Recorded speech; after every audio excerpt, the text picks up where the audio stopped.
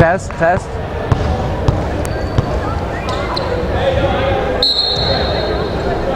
All right, anytime on the sideline, Roland, go ahead and bounce it. Give yourself some depth away from that player.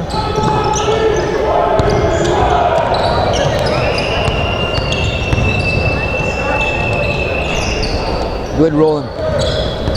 Look at that play and tell me if you are absolutely sure he's behind the three-point line. And the reason I ask is because from my angle, it looks like you're stacked right on top of that play.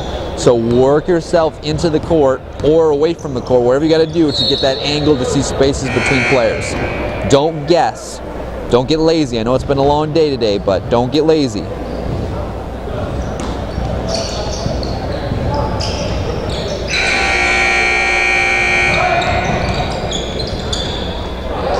Nice shot.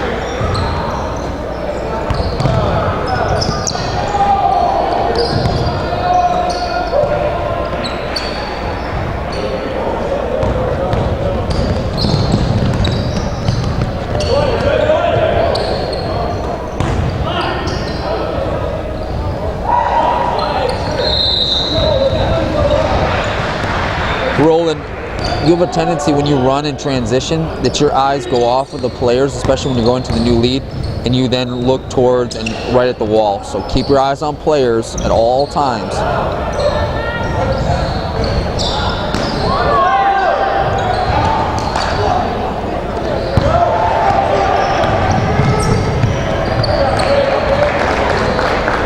Good patience, way to see the play start, develop, and finish.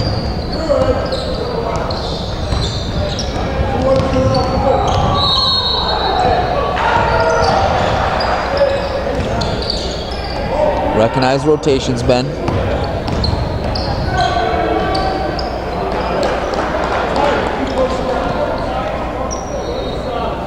Ben, I want you to look there too. When you transition the other way, you look at the floor, not the wall.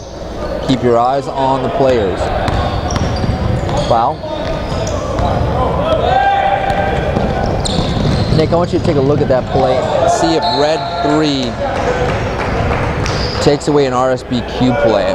From my angle here, maybe you have a little bit different than I do, but it looks like he rides him all the way through. All right, so it's 16:54. We just finally addressed the coach. We just said, I hear you. So let's catalog that. Let's remember that, see how it develops.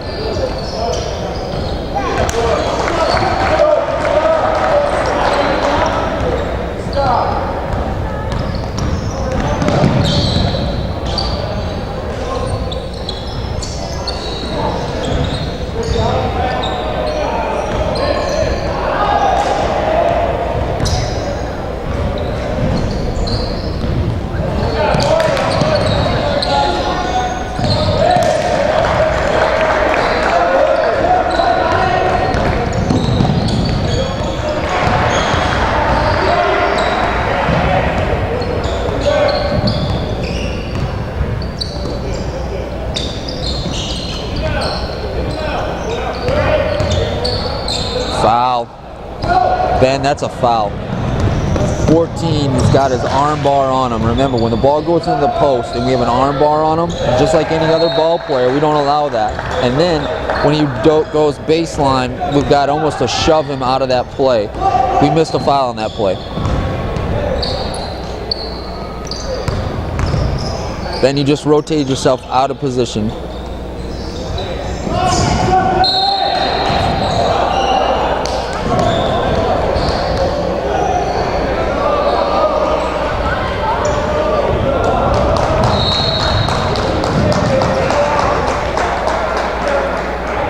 So Roland, on this play, my question for you is, Why are your eyes all the way over on that play?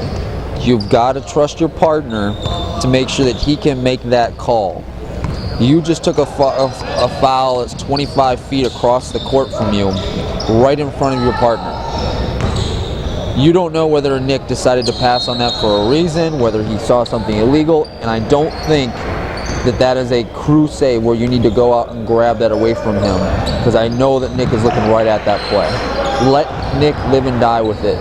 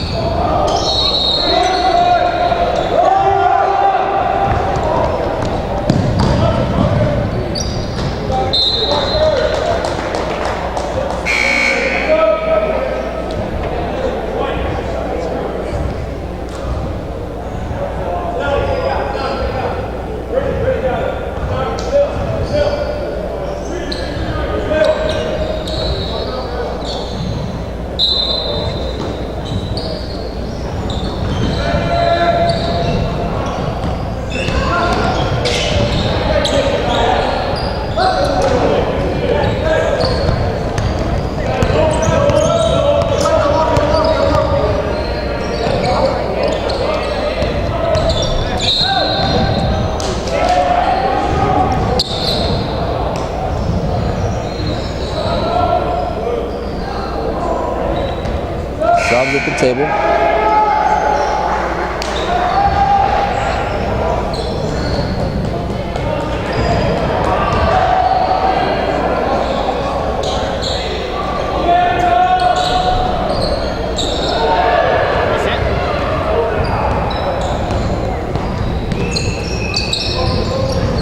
Okay, watch post play.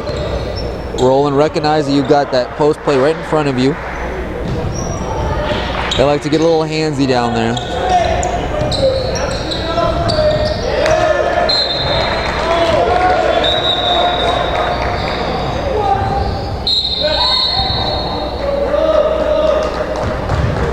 So, Ben, in this play, since it is Nick's call and you're across court, if you have information, you need to tweet and you need to come and give that to Nick. You should never give an indication that you see a tip across court and then just change the call, because you just undermined your official. What you need to do is come to him, give him the information, and if Nick decides he's going to change the call, then he's the one that makes the change in it. Don't discredit your own official.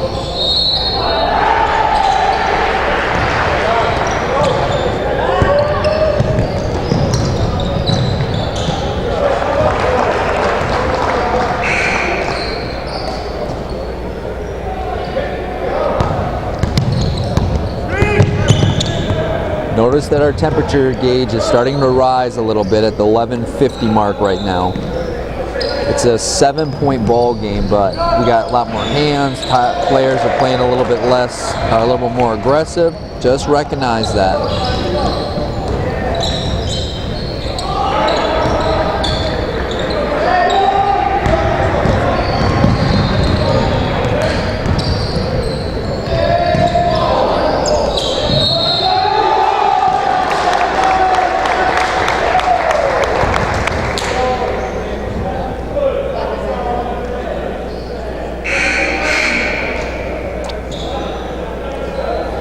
Roland, a good thing that we talked about, I like how you came to complete stop, kind of going back to the basics, but one thing that I do question you is, I feel like at times when you come to the table, you've got this X mark on the floor, and you've always got to report from that X, which is usually right in the circle. That can be your kind of guiding principle, but if you're coming from the baseline to go all the way out to the center circle and turn and face the court, you can probably call that more, in the area that you're at right now.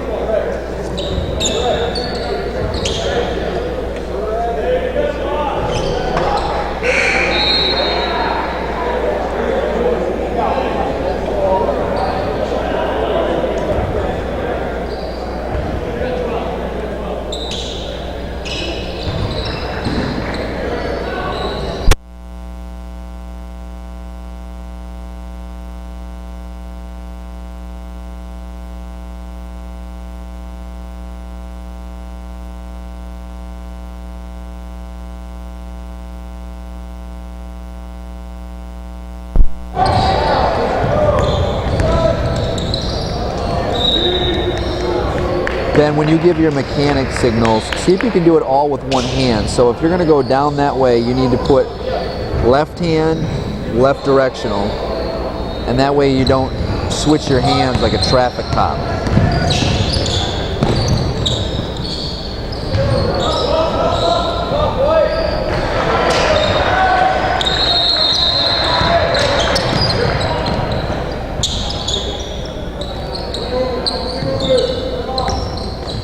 Good, be aware of 20. If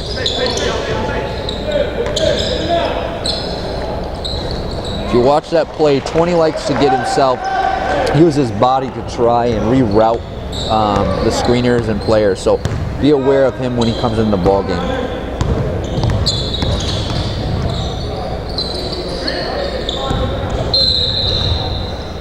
It's a good pickup. It's a good secondary whistle as well, Nick. We're going to post and hold from the outside.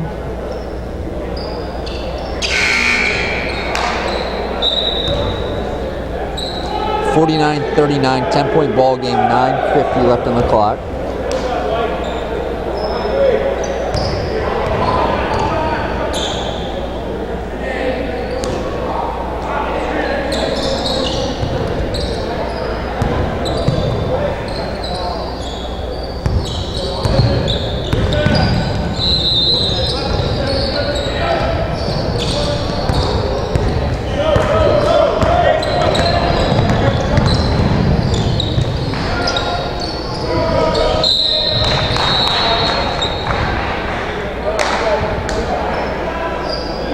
Nick, again, you're walking right through players.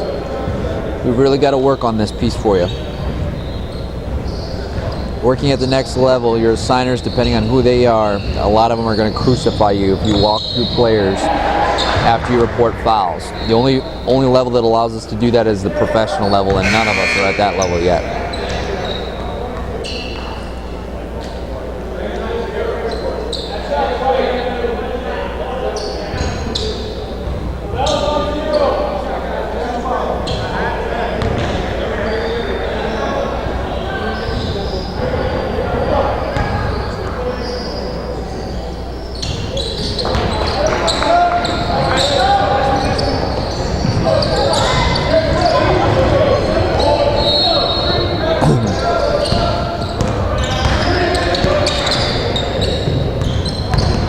Wow. Good shot. Good job waving this off.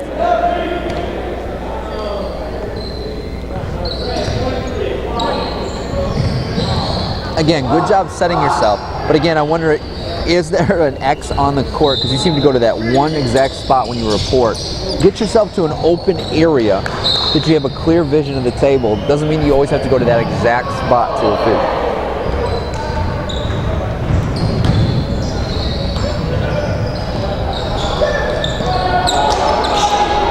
See spaces, see spaces.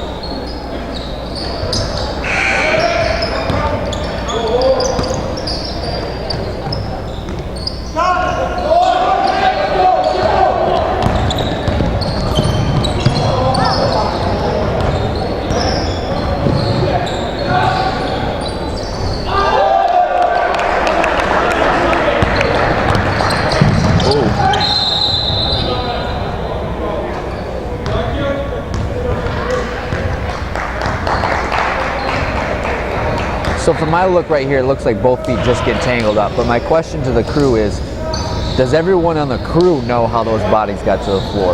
Remember, just because bodies hit the floor doesn't mean that we have a foul, but we 100% always need to know how those bodies got there. If not, we're not doing our job. Our number one job as an officials is obviously taking care of safety. The second thing that we are, and the most important thing, is we have to be an expert witness of the game. We need to know exactly what happened, when it happened, and how it happened. And I'm going to ask you the question when we get into the room. Do you know how those bodies got to the floor?